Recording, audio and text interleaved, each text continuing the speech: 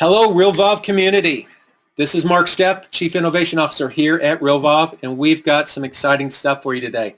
For those people that are on the webinar, as we go through this, I am recording this, so we should be able to put this on a YouTube channel very quickly. You'll be able to access it right after we post it. Today's webinar is really geared for some automation pieces, and I want to make sure that everybody understands that we can do some innovative things with Realvolve. And on the Facebook chat, we've spent some time listening to users give us ideas, and I've got on the line with me Liz Southard, one of the community members in our Realvolve Facebook group. I saw a post that she had made talking about reverse Zaps.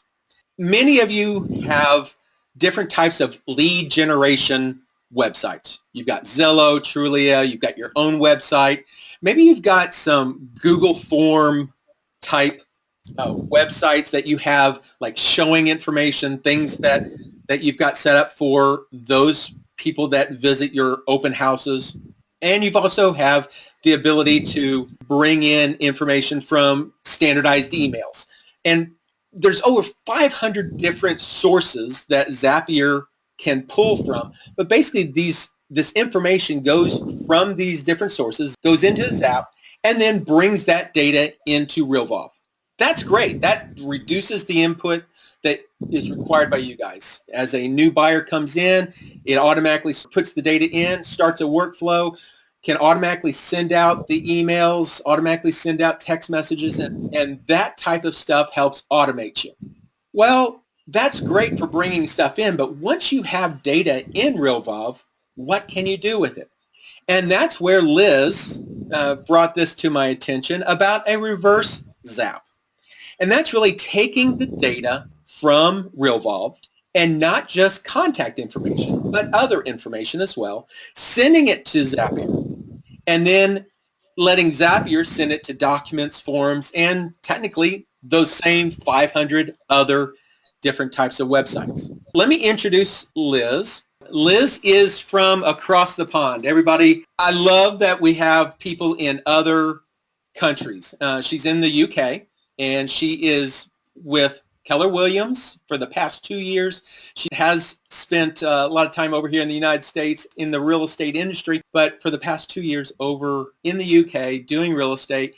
Liz, thank you for joining us. Thank you for sharing your innovation with us to help meet a need. So can I get you to share with our community kind of what it is that you're using the reverse Zap for? Sure, Mark, and hi, everybody.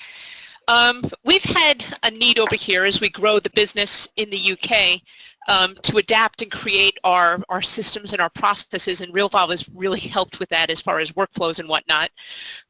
One of the big roadblocks, though, as we try to grow and expand is obviously integrating all this information we capture about people and properties and transactions and getting it linked to forms. I'm sure everybody on both sides of the pond have the same issue with everything from proposals to contracts to all the transaction documents of inputting the same information again and again and again. And while it doesn't take too long to do one form, when you start multiplying that by the volume of transactions you do, obviously, as I think it's Kendall says, you beat the day back in 5-minute increments, and that's what we're finding and trying to do.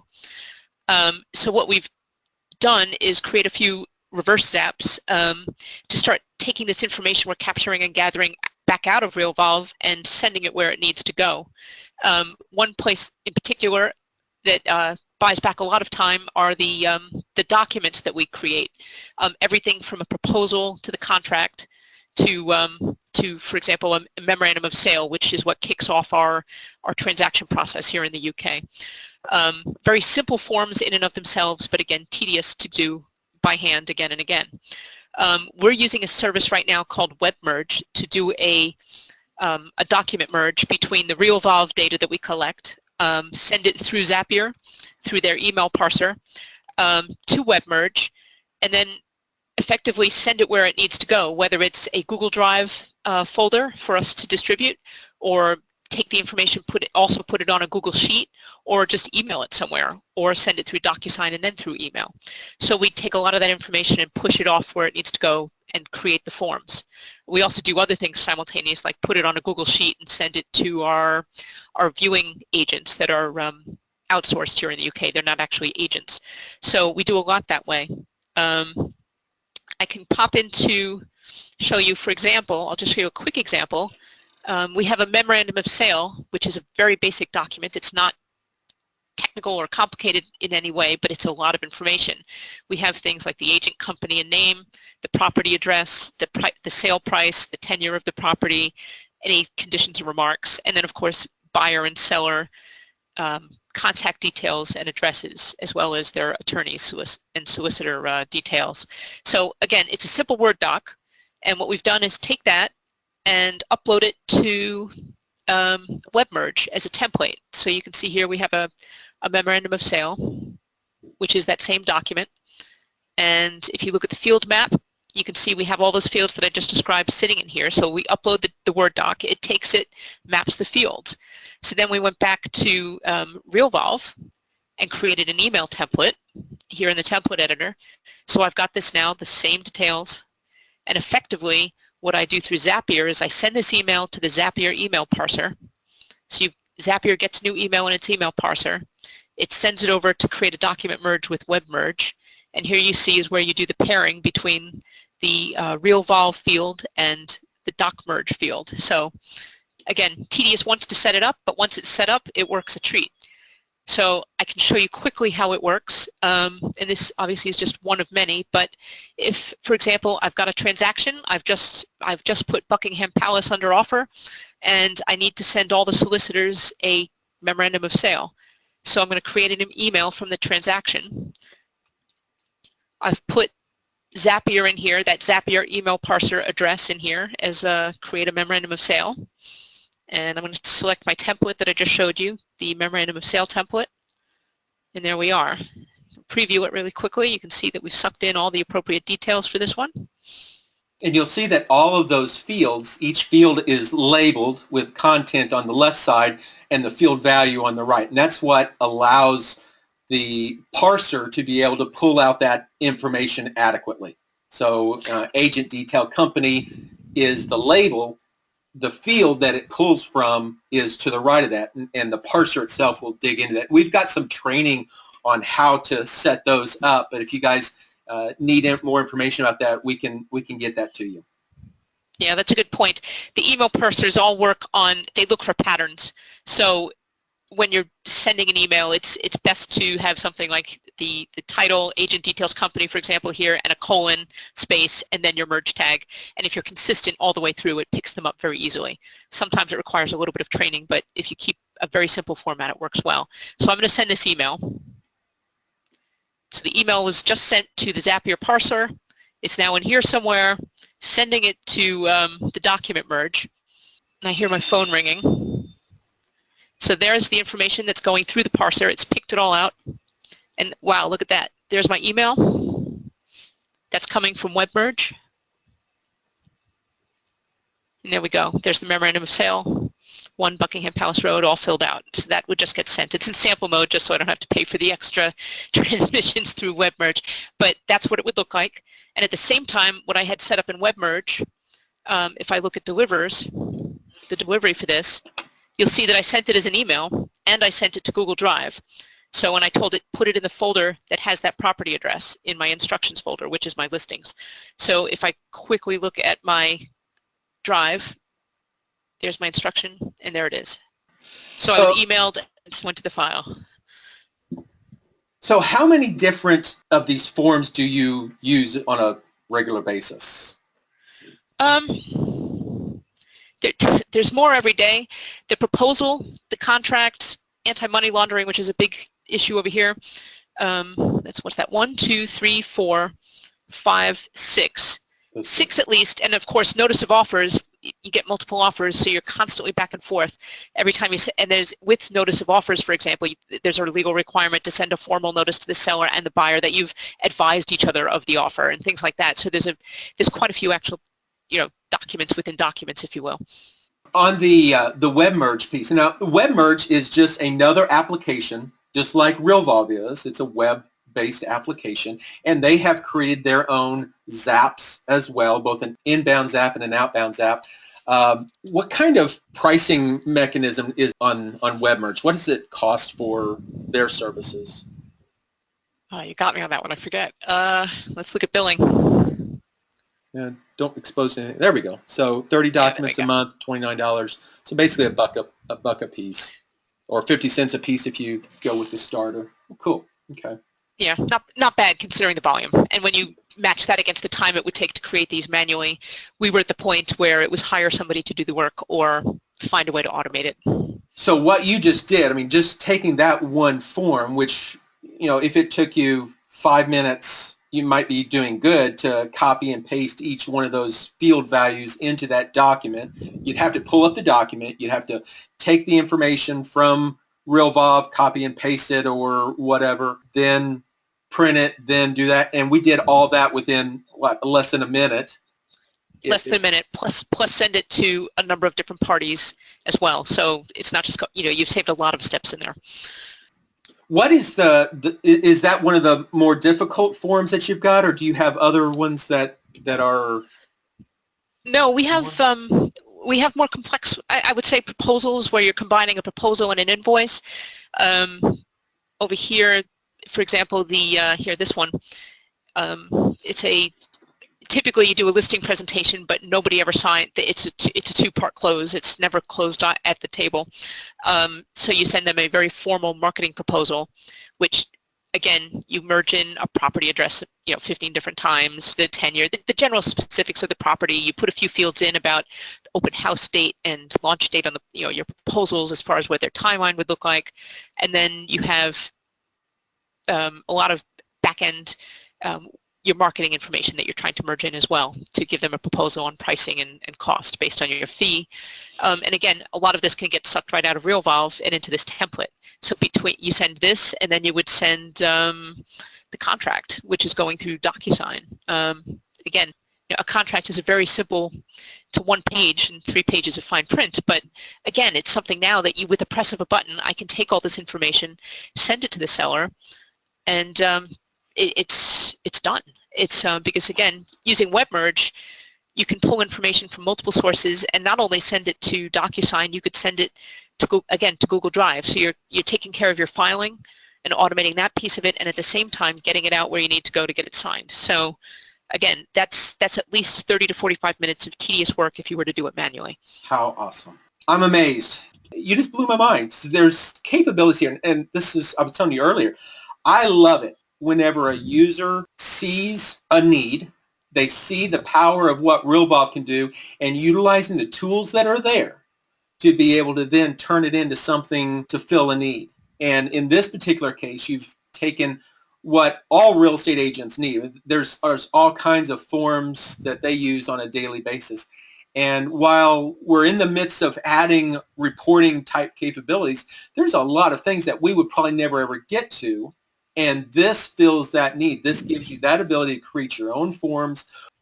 Was there anything else you would like to share before we start doing any kind of Q&A? I mean, that is amazing. Well, I think it's, once we got the vision of, once you crack the code of understanding that no app is an island, and I think you just hit the nail on the head, there's always going to be needs and requirements that Realvolve will not accommodate because we're all unique in our businesses, and we have, while it'll fit 90%, for example, in the UK, we have outsourced viewing agents that we use. We have to schedule every viewing, and we do it all ourselves. There's no such thing as a buyer's agent. So that's a huge need for us over here that Realvolve probably wouldn't accommodate because it's specifically. So every agent uses a different app to schedule. So the fact that we can take our core data, keep it in Realvolve, and yet interface with all these other apps, I think is huge. And it's no different than the workflows inside Realvolve help us be more efficient. This actually helps us communicate and be more efficient as well. And it just buys my time back to service my clients and stay on the road generating listings as opposed to doing paperwork. So yeah. I think just a vehicle for growth and service. Now, how long have you been using Realvolve? I've been using it for about a year. I'd say probably 6 months diligently. Okay.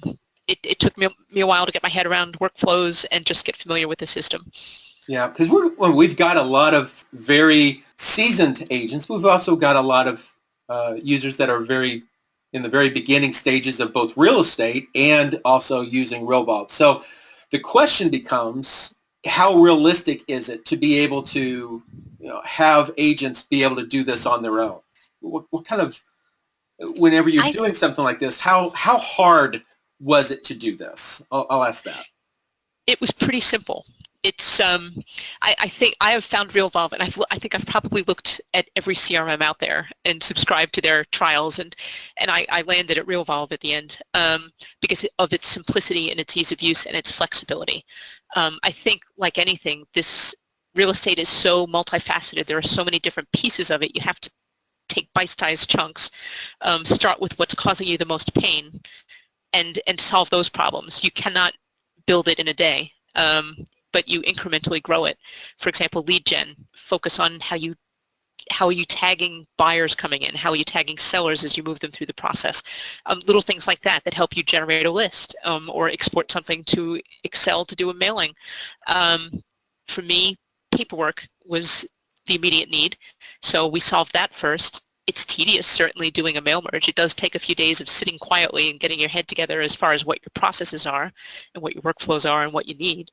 But again, it's incremental. You do that, you fix it, you get confident, and then you move on to the next step. Right. Small steps. So the first thing to do in this case would be to take the form that you currently have and at least make an outline of that form. What types of, show me one of your forms again, if you wouldn't mind. Bring that up. Sure. Let's go back to the memorandum of sale.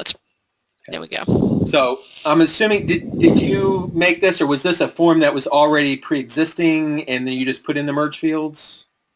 Well, I remade it just to work with a merge better. It's a free-form field in a lot of agencies, so we just sort of created a more standard format to make it work. And I think where you're going with this is that you almost need to roadmap what is the information I need to capture, and then make sure you're capturing it. For me, the memorandum of sale comes at the beginning of the transaction process, so we're capturing a lot of this information. We're forcing ourselves to capture it through a workflow checklist to make sure we've got all the information when we get ready to go hit send, so that you're not sending the form with blank fields. So there's that process of saying, okay, these are the fields I need. What fields are they in Realvolve? Doing that roadmap, and then making sure that you're putting a process in place to capture these details along the process of the sale. Okay, so you've got the workflow going for you. It's popping up activities that have checklist items, and you're making sure that each one of those field values on a new transaction are filled in through the checklist. You complete those activities, they fill in the database. You then come to that transaction once you've got all your different parts and pieces filled in through that transaction. Then you say, okay, I need to now send my memorandum of sale.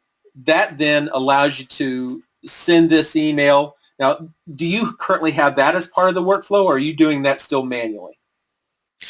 I have not gone automated. I have a check just because I'm dropping it into Google Drive, so I still have to reattach the memo. I could automate the sending to the solicitors just straight from WebMerge, as well as drop it back to me. So it's not automated that the memorandum of sale gets generated. We make sure that we've got all the fields in there. Okay. We're sort of taking the training wheels off as far as that goes. I just see that as, the potential.